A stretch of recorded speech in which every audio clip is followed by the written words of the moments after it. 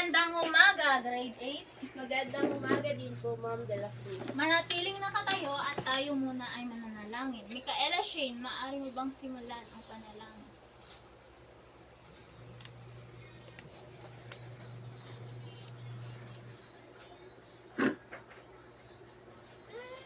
Maraming salamat, Micaela Shane.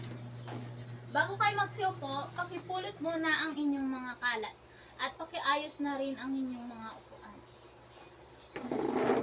Ngayon, maaari na kayong umupo. Maraming salamat.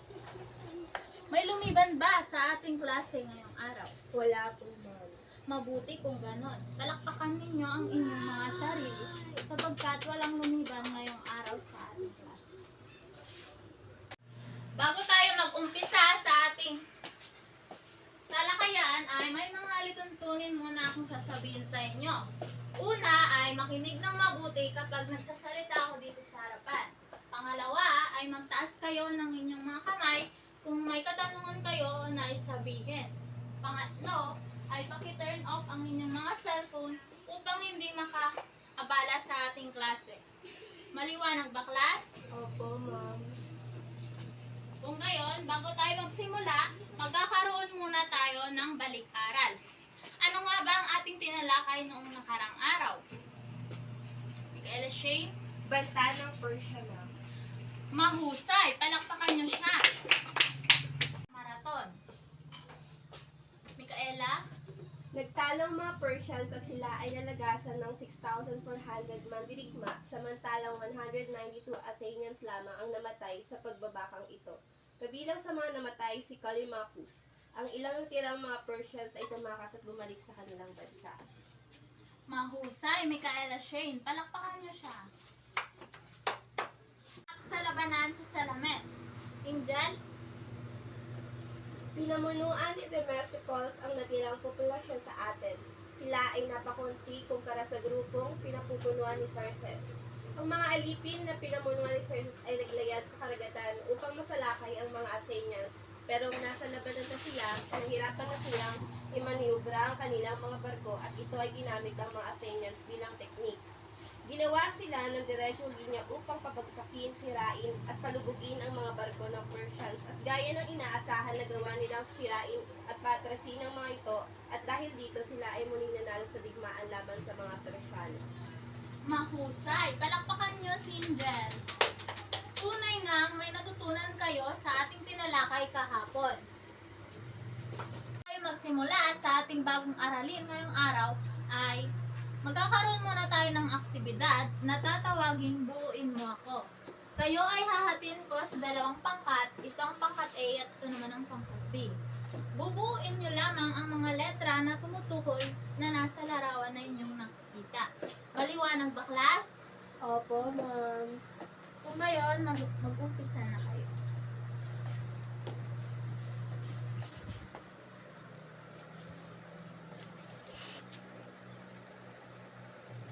Bibigyan ko lamang kayo ng 10 minuto upang buuin ang mga letra.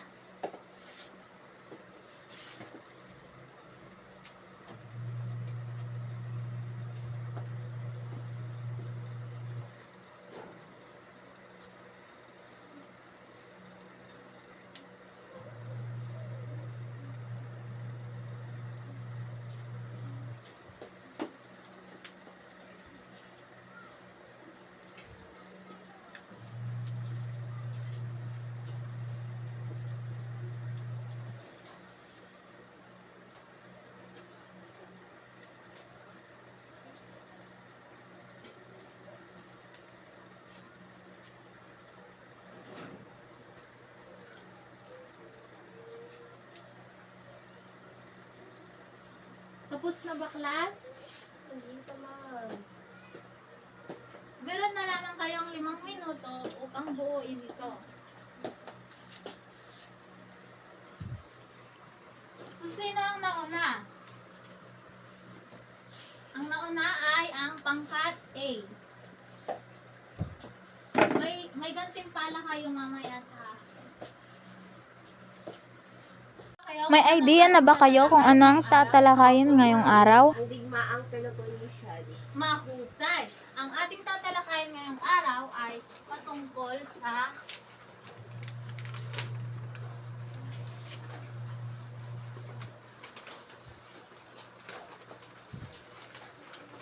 ang digmaang Peloponnesian.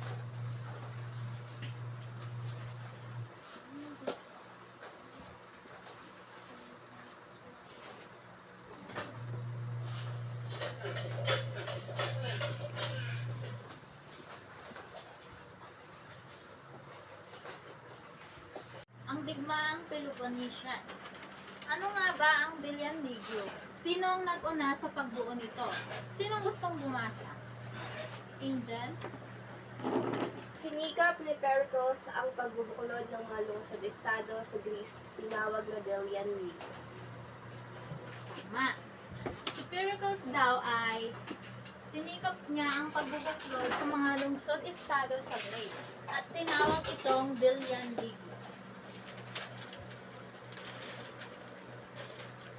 Bakit hindi naging mapayapa ang samahan ng mga lungsod-estado o city-state?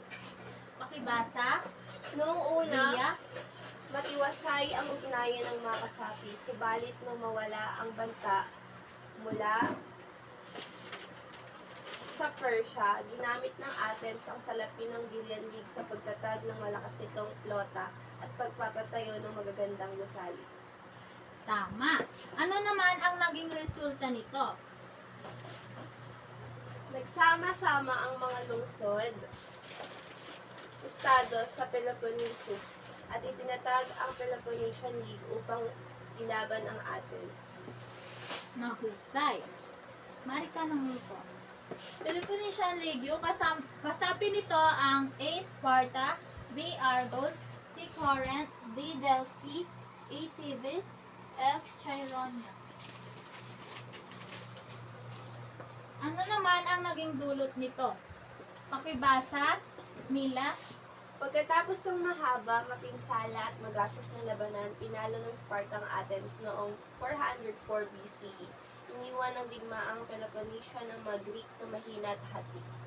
Subalit, nagpatuloy ang sigalot sa iba't ibang city-state hanggang bumagsak ang pamumuno ng Sparta sa labanan ang Leuctra noong 371 BCE. pagkatapos daw ng mahabang mapinsala at magastos na labanan, tinalo ng Sparta ang Athens noong 404 BCE. Iniwan ng digmaang Peloponnesia ng mga Greek na mahina at hati. Sino naman ang famous Miss Donian? Si Mother Angel? Teresa, ipinanganak noong Agosto 26, 1910, isang madreng katoliko na kilala bilang isang buhay na santo noong nagbubuhay pa. Tama, ang famous Miss Donian ay si Mother Teresa at ipinanganak siya noong Agosto 26, 1910. Ano naman ang kanilang pagkain? Pakibasa, Ang almusal nila ay kadalasang tinapay na may kasamang cheese at sinasamahan pa ng itlog. Sa restaurant, ang sikat na pagkain dito ay pizza at burger. tama, ang kanilang almusal daw ay kadalasang tinapay na may kasamang cheese at sinasamahan pa ng itlog. Sino naman si Philip at ano ang kanyang hangad? Hinangad ni Philip Micaela? II, hari ng Macedonia, na pag-isahin ng lungsod-estado sa Greece sa ilalim ng kanyang pamamahala. Upang matupad ang kanyang hangarin, bumuo siya ng isang hukbo at sinanay sa pinakamabisang paraan ng pakikidigma. Tama. Si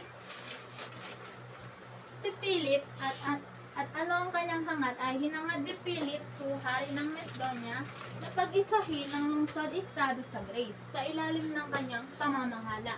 Upang matupad ang kanyang hangaring, bumuo siya ng isang hukbo at sinanay sa pinakamabisang paraan ng pakikidigma. Napasailalim ba ng Imperyong Macedonia ang Greece? Mary Rose? Ang buong Greece ay napasailalim sa kapangyarihan ng Macedonia. Madaling tinalo ni Philip ang magkasanib na pwersa ng hukbong Athens at Thebes. Tama, ang buong Greece daw ay napasailalim sa kapangyarihan ng Macedonia. Madali ding tinalo ni Philip ang magkasanib na pwersa ng hukbong Athens at Thebes. Battle of Chaeronea, 338 BC, sumuko ang Greece sa Macedonia. Noong 336 BC, pataksil siyang pinatay. Si Alexander the Great naman, ang kanyang tatay ay si Haring Philip ng Macedonia. Ang nanay niya naman ay si Olympias. Ang kanyang guro ay si Aristotle. Si Alexander the Great ay namatay noong 32 years old siya. Namatay siya sa Babylonia noong 323 BC. Sinabing namatay si Alexander sa dahilan ng pagkakasakit ng malaria, typhoid fever at encephalitis. Habang lumalaki, natutuhan niya ang kagalingan sa pakikidigma.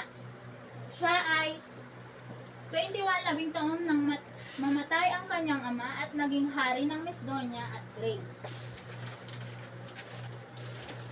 Ano naman ang kanyang mga mahahalagang nagawa? Pakibasa, Rose. Tumungo sa silangan at sinakop ang Afghanistan at Hilagang India. Nagtatag siya ng isang imperyo na sumakop sa kabuuan ng kanlurang Asya, Egypt at India. Namatay siya sa edad na 32 taong gulang dahil sa pagkakasakit ng malaria. Tama. Diyan na nagtatapos ang ating talakayin ngayong araw. Tanungan pa ba kayo, class? Wala na po, ma'am. Kung gayon, ako ang magtatanong. Bakit hindi naging mapayapa ang samahan ng mga lungsod-estado o city-state? Micaela? Noong una, matiwasay ang ugnay ng mga kasapi. Subalit nang mawala ang banta mula sa Persia, ginamit ng Athens ang salapi ng Delian League sa pagtatag ng malakas nitong flota at pagpapatayo ng magagandang gusal. Tama, palakpakan niyo siya. Sino naman si Philip at ano ang kanyang hangad? Angel? Sinangad ni Philip II, hari ng Macedonia, na pag-isahin ang lungsod-estado sa Greece sa ilalim ng kanyang pamamahala. Upang matupad ang kanyang hangarin, bumuo siya ng isang buwat sinanay sa pinakamabisang paraan ng pakikidigma. Mahusay. Palakpakan niyo si Angel. Napasailalim ba ng Imperyong Macedonia ang Grace? Gemerlin? Ang buong Greece ay napasailalim sa kapangyarihan ng Macedonia. Madaling tinalo ni Philip ang mga kasanib ng Persa ng hukbong Athens at Thebes. Mahusay. Tunay ngang nakinig kayo sa ating talakayan ngayong araw. Maglabas kayo ng isang malinis na papel at ballpen at sagutan nyo ito.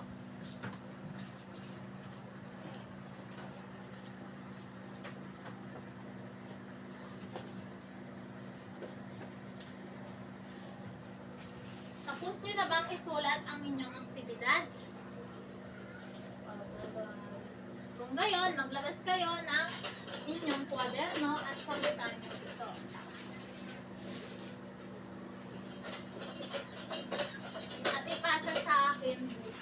At ipasa sa akin bukas.